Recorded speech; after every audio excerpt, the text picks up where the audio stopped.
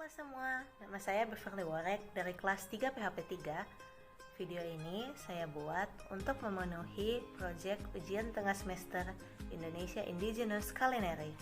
Kali ini saya akan membahas tentang kolak, khususnya kolak Manado yang bahan dasarnya terbuat dari singkong.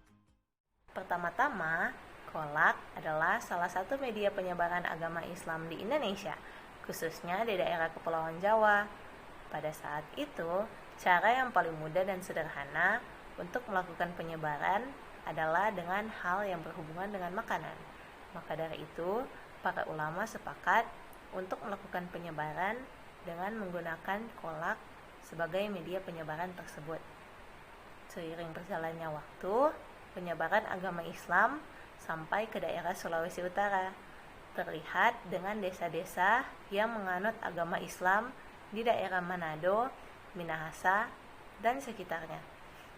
Agama Islam tersebut membawa serta kolak, dan setelah sekian lama, kolak disesuaikan dengan menggantikan bahan utamanya menjadi singkong, dan itu menjadi ciri khas Manado sampai sekarang. Nah, sebelum masuk pembuatan kolak, saya ingin menjelaskan tentang penyebaran rempah-rempah yang ada di Sulawesi, khususnya di Sulawesi Utara. Sulawesi Utara sendiri adalah penghasil besar cengkeh. Dahulu, usai menaklukkan bandar perdagangan Malaka pada tahun 1511, bangsa Portugis yang dipimpin oleh Francisco Serrao bertolak menuju pusat produksi rempah-rempah di Nusantara, yaitu Maluku. Kedatangan bangsa Portugis tersebut menarik perhatian Sultan Ternate yang kemudian ditawarkan untuk pendirian benteng di Ternate dengan imbalan semua hasil produksi akan sepenuhnya dijual kepada bangsa Portugis. Di saat itu juga, cengkeh menjadi rempah yang populer di Eropa sejak awal ekspansi Portugis. Inilah awal mula periode kolonialisme di Indonesia, yang dimulai dari ambisi untuk menguasai dagangan rempah-rempah yang ada di Nusantara oleh bangsa-bangsa Eropa. Selain cengkeh, Sulawesi Utara juga menghasilkan pala. Penghasilan pala dari Kepulauan Siau sekarang telah menjadi salah satu penghasilan pala terbaik di Nusantara. Pala Siau sudah mendapat sertifikat indikasi geografis, yaitu tanda yang menunjukkan daerah asal suatu barang yang karena faktor lingkungan geografis memberikan ciri dan kualitas tertentu kepada barang yang dihasilkan.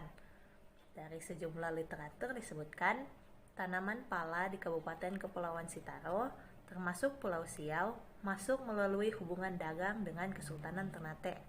Leluhur orang Sitaro dahulu sering berlayar ke Ternate untuk melakukan perdagangan, dan ketika pulang mereka membawa serta bibit pala.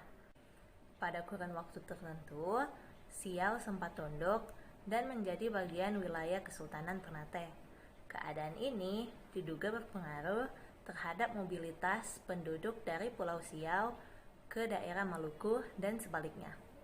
Bibit tanaman pala menjadi bagian barang yang dibawa pulang dari Ternate dan kemudian ditanam di pulau tersebut. Dalam perkembangannya, pala yang tumbuh di Siau menghasilkan buah pala yang kualitasnya lebih baik dibandingkan pala dari tempat asalnya. Alhasil, tidak heran jika Siau yang terletak di Sulawesi Utara ini dulu juga pernah menjadi rebutan negara-negara Eropa karena rempah-rempahnya. Portugis, Spanyol, dan Belanda pernah saling menyerang untuk memperebutkan hasil rempah-rempah Siau. Balik lagi ke kolak nih. Kolak menggunakan dua rempah, yaitu kayu manis dan pandan. Yang pertama, kayu manis digunakan terutama sebagai bumbu aromatik dan penyedap pada masakan. Kayu manis dapat mengontrol gula darah, mengurangi kadar kolesterol, meringankan sakit, dan sebagainya. Penggunaan kayu manis di kolak ini sangat disarankan untuk memakai batang yang utuh dan bukan bubuk, karena pada akhirnya hasilnya akan sangat berbeda. Yang kedua, ada daun pandan. Daun pandan memiliki ciri khas pewangi dalam makanan. Pandan sendiri juga memiliki efek penambah nafsu makan, penenang, dan mengatasi sakit dan gelisah. Pandan yang digunakan untuk membuat kolak ini tidak memberi warna sama sekali pada kolak. Ini semua karena adanya gula aren dan santan yang memberikan warna kecoklatan pada kolak tersebut. Nah, cara memasak kolak Manado itu gimana sih? Cara memasak kolak Manado itu tidak jauh berbeda dengan memasak kolak biasa.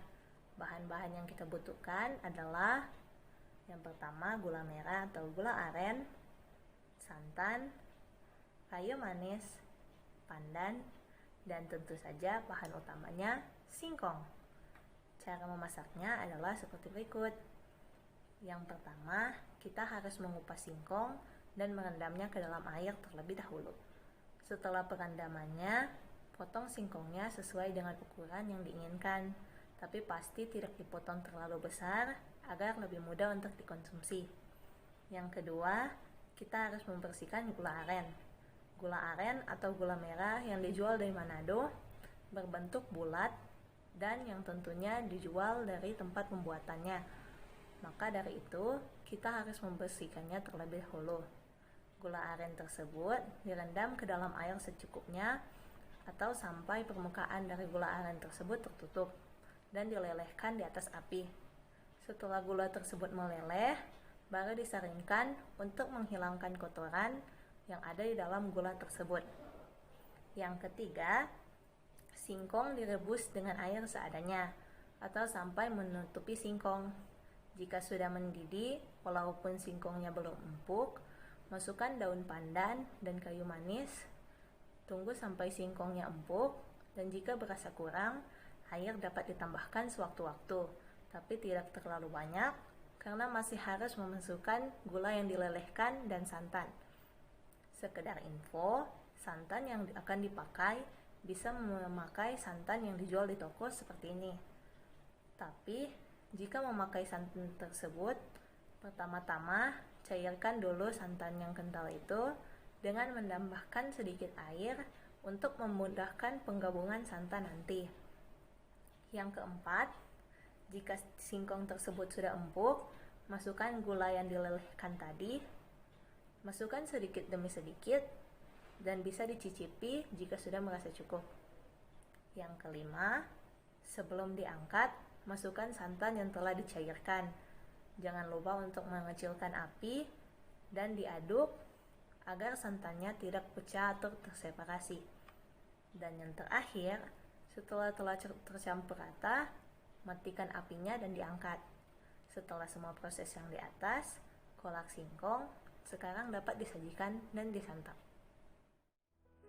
Nah, sebelum menutup video ini, saya ingin menyampaikan pesan saya kepada penonton yang menonton video ini. Pesan saya adalah kuliner Nusantara kita kan itu sangat banyak. Setiap daerah masing-masing memiliki makanan khas dari daerah tersebut. Makanan yang beragam dari budaya kita tentu harus kita jaga dan banggakan kan? Dengan kata lain, kita sebagai warga Indonesia harus bangga dengan setiap budaya kita. Tentunya itu termasuk makanan. Kekayaan yang diberikan untuk negeri kita ini harus kita jaga dan lestarikan.